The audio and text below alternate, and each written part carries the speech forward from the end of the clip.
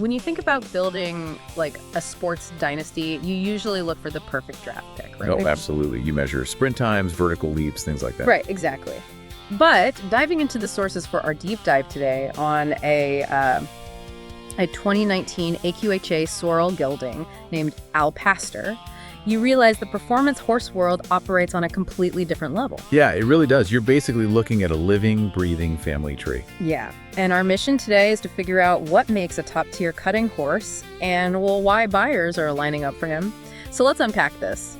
When we look at this gelding, are we looking at just a good horse or like a carefully engineered genetic masterpiece? Oh, genetic masterpiece, without a doubt. I mean, if you want to understand what makes Alpastor so valuable today, you have to look at the blueprint. The pedigree. Right, the pedigree. It is a masterclass in combining specific athletic traits. So on the top side, he's sired by Metalic Al, who is a direct son of Metalic Cat. Now, I saw in the sources that Metalic Cat is referred to as a $60 million sire, which is insane.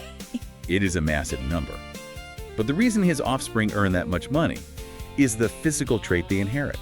It's this explosive, fast-twitch muscle fiber. Oh, wow. Yeah, and they have this pure, almost predatory instinct for reading a cow. They just, they drop their shoulders and move with incredible agility. Which brings up a really fascinating dynamic when you look at the bottom of his pedigree.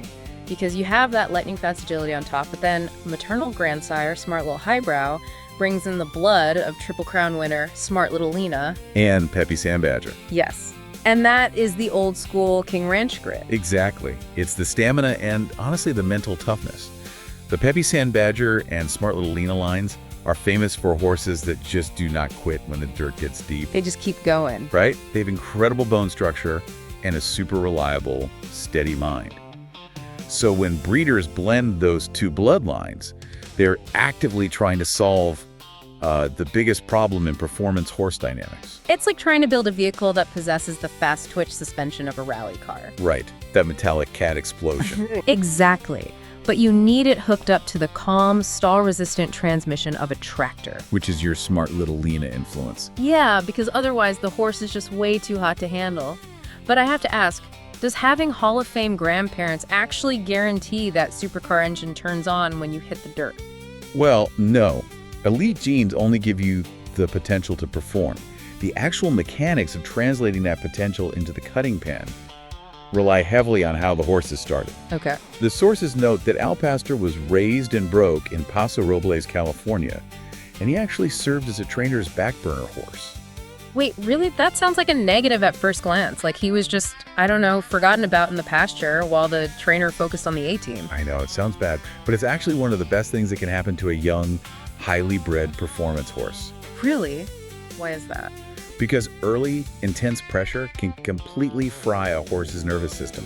They get anxious, and they start to associate working the cow with stress. Oh, that makes sense. Right, so by being on the back burner, he was not pushed to the brink.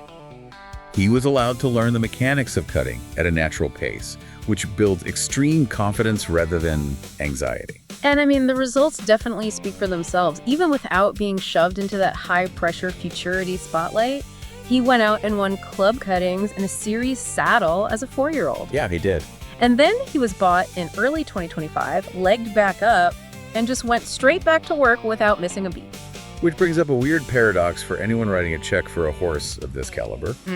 You are buying a top-tier, highly athletic animal with what the industry calls a big stop and lots of expression on the cow. Right. But you also want something you can actually ride without getting thrown into the fencing. Yeah, you might be thinking that a horse bred to explode on a cow cannot possibly be quiet enough for just a weekend rider. Exactly. Yet the sources specifically highlight that he has been ridden and proving on cattle by both youth and adult riders.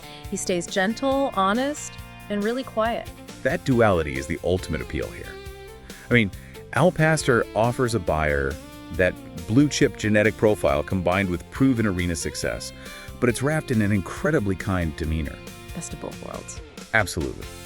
He has the gears for someone handy who wants to push him, but the forgiveness and mental clarity for a rider who just does not want to ask for a ton. It really makes you look differently at how these animal athletes are developed. I mean, it is not just about the money one, it is about perfectly blending explosive talent with a quiet, honest mind. It's an art form, really. It is.